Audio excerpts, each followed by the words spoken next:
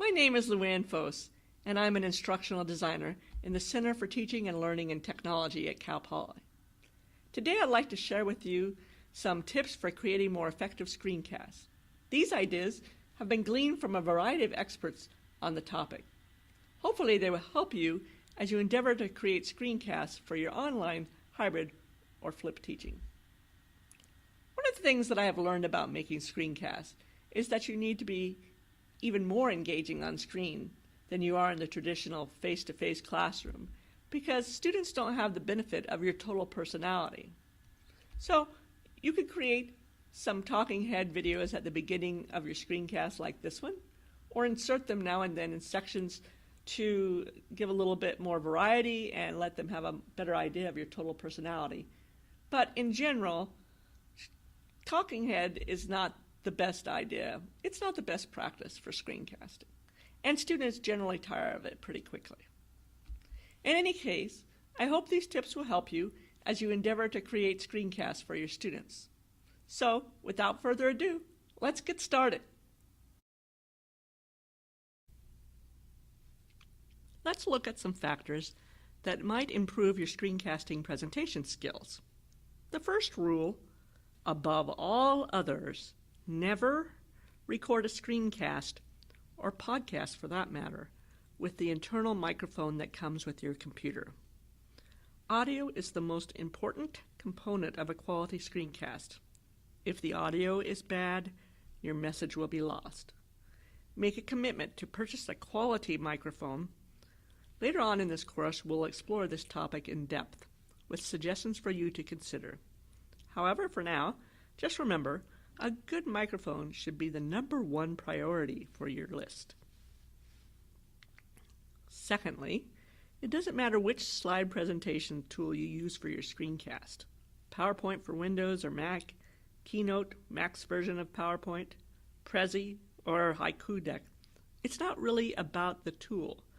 It's all about how you use the tool. Another very important component of excellent screencasts: avoid bullet points like the plague. Bullet points and numbering are the most commonly used weapons utilized in the presentation fatality known as death by PowerPoint. You've heard of it. You may have even been an instructor that was guilty of it. It's an easy trap to fall into, but it's a lazy way of presenting. Perhaps you've tried to let it go, but you fall back into the bad habit of multiple bullet points because you're in a hurry and you feel it would take you too much time to find just the right image for your slide. Perhaps you feel bullet points pound across your point best. The fact is, they don't. Bullet points are not as memorable as images, and they just lull the viewer into a PowerPoint coma. Promise yourself now to begin to let go of the bullet point crutch. Yes, it really is a 12-step program, so don't be too hard on yourself, but let it go. Let me lull you to sleepland here with a few examples. If we were to review our learning objectives for today, this slide with 5 bullet points makes your eyes slowly turn cross-eyed towards sleep when the bullet points appear all at once like this. The slide is too crowded. It makes me feel like there isn't enough air in the room, sort of a claustrophobic feeling. A bullet-crowded slide is similar to the overwhelming feeling that students experience on the first day of class, when they read your syllabus and realize how much work you are demanding of them during the quarter. It makes them queasy. You can lessen the PowerPoint coma when we implement animations and bring each number bullet point in separately, one at a time. But still, by the time we get to bullet point number 5, we begin to feel a little overwhelmed anyway by the busyness of this screen. I know some of you can't imagine giving a presentation without bullet points. If you must use bullet points, try to limit them to only appearing twice in your screencast. Yes, only twice. I give you that today as your goal. You'll have to shed your presentation laziness, like ripping off a Band-Aid. Just do it. And if you absolutely feel you must use bullet points, consider separating them out to individual slides as you enumerate them. Let me show you. Let's discuss our learning objectives for this lesson today. Number 1, we're going to assess effective and ineffective presentations and examine what makes them that way. Number 2, we're going to analyze the approach of some of the best communicators. Number 3, we're going to review and be able to duplicate the 3 concrete steps for creating effective presentations. Number 4, we're going to identify the top 6 killers, that is pitfalls, in a presentation and be able to distinguish best practices that we wish to emulate. Finally, number 5, we're going to analyze examples demonstrating what I call the good, the bad, and the ugly in presentations. One of the most valuable things you can do to improve your presentation skills is to watch the great communicators. We saw how Barack Obama spiraled to the top of the polls by being an excellent communicator during his first campaign for election in 2008. I was amazed at how he improved his oratory technique within that year. Most likely, he had vocal coaches and spent hours watching and listening to inspirational speeches by leaders such as Martin Luther King Jr., John F. Kennedy, and others. He especially began to demonstrate expert usage of the pause, which is an important tool of the effective communicator. Bert Decker, a well-known presentation coach, has a list of the top 10 best and worst communicators of 2008, and Obama, not surprisingly, is listed as number 1. To further improve your presenting skills, watch the masters of presentation, inspirational speakers such as Dr. Wayne W. Dyer. Whether or not you believe in the principles that Dr. Dyer teaches, you can still learn a lot from listening to his dynamic presentations. First of all, Dyer is a storyteller, and he can hold your attention with his interesting stories. Dyer is also a PowerPoint expert. Why do I say that? Because he doesn't overwhelm his audience with endless bullet points and a lot of text. He uses carefully selected imagery extensively throughout his talks, and he tells stories through these images. If you want to be a communication expert, spend some time watching old videos on the web of a true salesman, someone like Steve Jobs, the CEO of Apple, who truly believed in his products and caused thousands to believe in it also. Again, Steve's presentations also demonstrate an expert usage of presentation software. But in his case, he used the software Keynote instead of PowerPoint, which was designed at Apple with his presentational style in mind. Although Keynote includes the ability to use bullet points, I don't think I ever saw a Steve Jobs presentation with bullet points. Not a single one. Charts and graphs? Yes. Bullet points? No. Apple employees reported that Steve Jobs rehearsed his keynote presentations for Macworld for 3 entire days before the Macworld event started.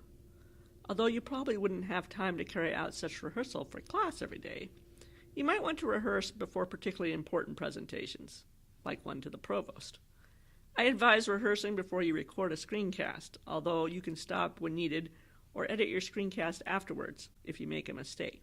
Thank goodness. However, you'll find it goes much smoother if you rehearse before you press record. And of course, we should also include on our list Cliff Atkinson, author of the book Beyond Bullet Points, using Microsoft PowerPoint to create presentations that inform, motivate, and inspire. Atkinson has a website called beyondbulletpoints.com. It's lots of great ideas about how people learn and how to leverage learning in your presentations. Check it out sometime when you have a chance. Let's take a look at the 3 simple tips that Atkinson provides in his book. Step 1, write a script. Atkinson says the single most important thing that you can do to improve your presentations, whether it's Screencast or whatever, is to have a story to tell before you begin. Follow Hollywood's lead. The best scripts strip away anything that does not contribute to a story's singular focus. You need to do this with your presentations. The overall script should consist of 3 sections, which correspond to the old tell them what you're going to tell them, in other words, share your learning objectives like we did today at the beginning of the screencast. Tell them, get into the details, and then tell them what you told them. Summarize your points. Step 2, storyboard. Select only the ideas your audience really needs to know and break them into digestible chunks. With the completed script in hand, a Hollywood filmmaker usually turns to a storyboard artist to sketch out how things will look on the screen. Now, you won't need to sketch anything out if you don't want to. Maybe you don't really like to use your right brain much. But sometimes I like to get large pieces of paper or post-it notes and sketch out the story a bit. If you prefer, you can adapt the basic ideas of treating your slides as a sequence of illustrated frames, as in a storyboard, or use the PowerPoint slide sorter or the Keynote Slides column for this. That is, to see an overview and manipulate and move your slides around as you create your presentation. Step 3, engage your audience. Your storyboard should be all about visuals to promote meaningful communication between you and the audience. Your slides should act as visual triggers that increase your confidence and remind you of the talking points that you want to make. Don't use bullet points for this. Use images. Images are much more engaging and pull your audience in instead of pushing them away. Yes, I must admit, it definitely takes more time to find the right images, but your audience will appreciate it and your presentation will be much more effective and engaging as a result of the time spent. Simple slides minimize the work your audience must do to figure out what you're saying. By decreasing the attention your audience needs to pay to complicated slides, you will increase the attention they pay to your actual ideas. Simplicity is worth it. Cognitive studies have shown that too much text on a screen detracts from learning. I'll say that once more for emphasis. Too much text on a screen detracts from learning instead of adding to it. If you want some text for your students to review, then provide a handout of main points and then post it in the learning management system after your presentation. Well, toodaloo for now. In part 2 of this screencast, we're going to discuss the top 6 killers, pitfalls, that will kill the effectiveness of your presentation. Please continue by listening to part 2 in this effective screencast series.